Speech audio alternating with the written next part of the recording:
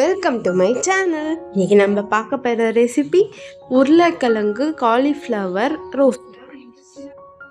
First cauliflower எடுத்துக்கணும். அதை cut பண்ணி வச்சுட்டு நல்லா சுடு தண்ணியை கொதிக்க வச்சு இதில் ஆட் பண்ணிக்கணும். கூட கொஞ்சம் உப்பு, கொஞ்சம் மஞ்சத்தூள் சேர்த்துக்கணும். ஏன்னா அதில் உள்ள பூச்சியெல்லாம் கொல்றதுக்கு நமக்கே தெரியாமல் அதில் இருக்கும். அதனால் ஒரு 5 நிமிஷம் விட்டுறணும். விட்டுட்டு ஃபில்ட்ரு பண்ணி எடுத்துக்கணும். இப்போ நம்ம ரோஸ்ட்டு செய்ய ஆரம்பிச்சிடலாம். ஃபஸ்ட்டு ஒரு கடாயை வச்சுக்கலாம். இப்போ தேவையான அளவு எண்ணெய் சேர்த்துக்கலாம். எண்ணெய் நல்லா சூடானதும் நம்ம தாளிக்க வெங்காயம் சேர்த்துக்கலாம். நான் 2 வெங்காயம் எடுத்திருக்கேன். இப்போ வெங்காயம் நல்லா பொன்னிறமாக வர வரையும் நல்லா வதக்கணும். இப்போ கொஞ்சம் கருவேப்பிலை சேர்த்துக்கலாம். எனக்கு கருவேப்பிலை ஸ்மெல் ரொம்ப பிடிக்கும், அதனால் நான் நிறையவே சேர்த்துப்பேன். இப்போ நல்லா மிக்ஸ் பண்ணி விட்டுட்டு இப்போ நல்லா பொன்னிறமாக வதங்கிருச்சு. இப்போ இஞ்சி பூண்டு பேஸ்ட்டு சேர்த்துக்கலாம். சேர்த்துட்டு நல்லா வதக்கி விடணும். நான் 1 ஸ்பூன் இஞ்சி பூண்டு பேஸ்ட்டு சேர்த்துருக்கேன். இஞ்சி பூண்டு சேர்த்து நல்லா வதக்கணும். அப்போ தான் அதில் உள்ள பச்சை வாசனைலாம் போய் நல்லா ஸ்மெல் தரும்.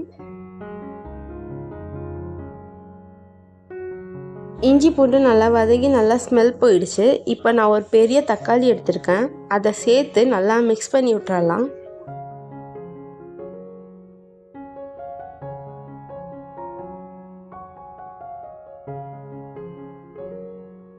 இப்போ தேவையான அளவு உப்பு சேர்த்துக்கலாம். உப்பு சேர்த்துட்டு நல்லா மிக்ஸ் பண்ணி விட்டுறணும்.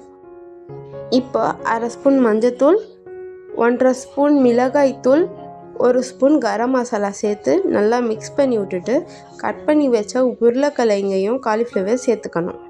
இப்போ சேர்த்தாச்சு. நல்லா மிக்ஸ் பண்ணி விட்டுறலாம். இப்போ நம்ம உருளைக்கிழங்கும் காலிஃப்ளவரும் வேகிறதுக்கு 300 ml தண்ணி ஊற்றிக்கலாம். ஊற்றி அந்த மசாலாவிலே வேக விடலாம்.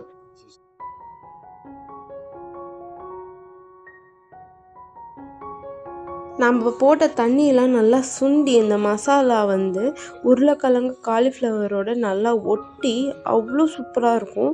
இது கூட சப்பாத்தி, ரைஸு எல்லாமே சாப்பிடலாம். செம்மையாக இருக்கும். உங்கள் வீட்டில் ஒரு தடவை இந்த மாதிரி செஞ்சு தாங்க. உங்கள் வீட்டில் திரும்பி திரும்பி செய்ய சொல்லுவாங்க. அவ்வளோ சூப்பராக இருக்கும்.